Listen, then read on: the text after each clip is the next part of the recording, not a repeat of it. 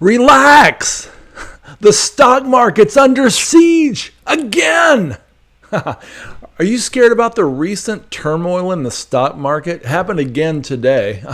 I'm not at all. In fact, like I said before, I'm sleeping like a baby while these markets are in turmoil because I am a boring real estate investor. I love being boring because, if you're an exciting real estate investor or an exciting investor, you might actually be a speculator. And if you're a speculator, you're taking chances that you really just don't need to with your money, with your principal, with your wealth.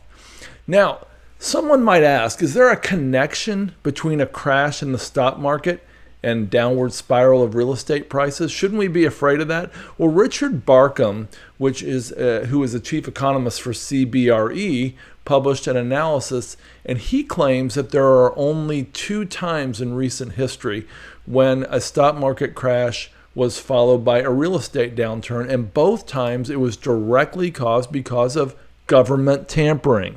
Now, I know you probably can't imagine that would be true, but when governments respond to a crash by lowering interest rates and increasing government spending, it can lead to a housing boom and then a crash, according to Barkham. His CBRE report points out what happened in the first few weeks and first few years of the dot-com bust.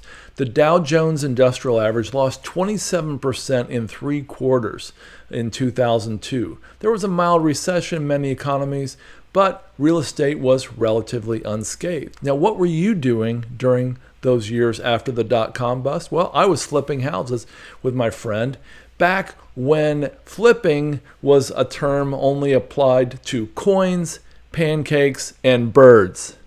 Get that? Okay, so my buddy Jack and I were having the time of our lives flipping houses, and we were unaffected. We didn't hardly even know there was a dot-com bust. I also was flipping waterfront lots at Smith Mountain Lake in Virginia. We were turning profits of $50,000 to $120,000 per lot.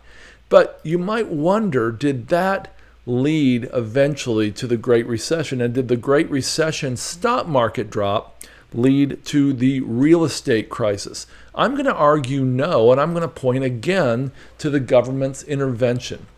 I'm only going to point out a few postulations about what happened. You could go into a much more detailed analysis, but here's the simple overview of what I think happened. Now, in the mid-1990s, the government, in its great wisdom, decided that anyone who could fog a mirror deserved to own a home. And the government basically placed mandates on mortgage companies and banks with all these mortgage qualification rules, and of course the banks and mortgage companies had to comply. Anyone, almost anyone with no money down, bad credit, no job, you name it, they could fix the problem. No job, no problem. Bad credit score, we can fix it. Tell us your income if you wish, and we'll believe you. Remember, no doc loans.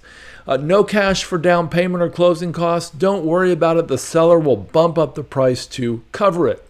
Now, home ownership shot up from its historical low 60s to 69.2% in just a decade. And by 2005, the home ownership in America was at an all-time high. Hey, I know a guy who bought a $600,000 old McMansion in a coal mining area of West Virginia as his second home, but he only made $45,000 per year. Well, you can imagine what happened next.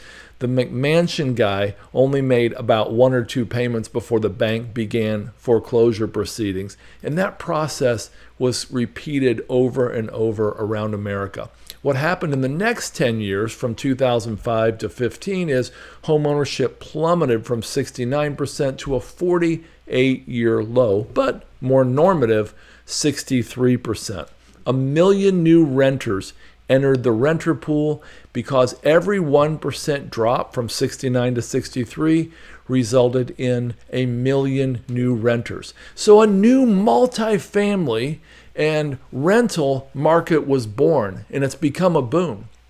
And that's when an awesome website called BiggerPockets was born as well. Now, my bigger point in telling you all this is that stock markets don't necessarily lead to drops in real estate. Real estate investors don't need to be jealous when their friends in Bitcoin or the stock market make big gains, because commercial real estate investors have what we call true wealth.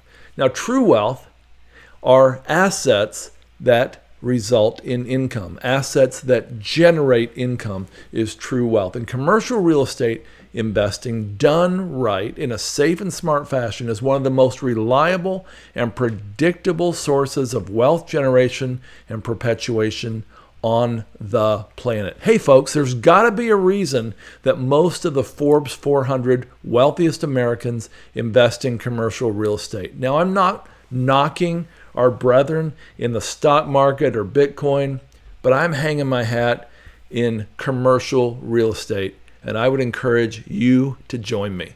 Hey, I'm Paul Moore with Wellings Capital and Bigger Pockets, and I hope to see you at biggerpockets.com.